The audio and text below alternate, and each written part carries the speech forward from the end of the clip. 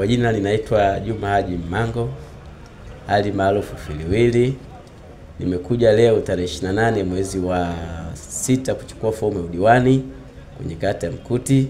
Ninaomba wana CCM wenzangu waniunge mkono. Uzoefu kwenye chama, nimekuwa balozi zaidi ya miaka 10.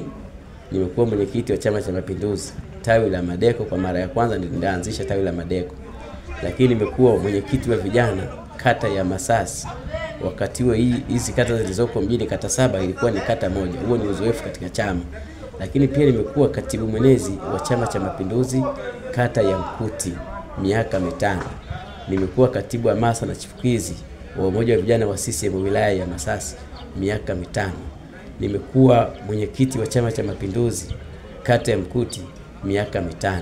Nimekuwa mjumbe wa baraza kuu la vijana mkoa wa Mtwara miaka 5.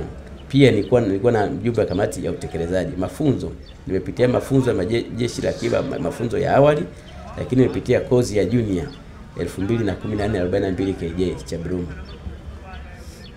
Mwisho kabisa, uzoefu kwenye chama kama nilivyoeleza hapo, lakini elimu yangu ni elimu ya darasa la 7.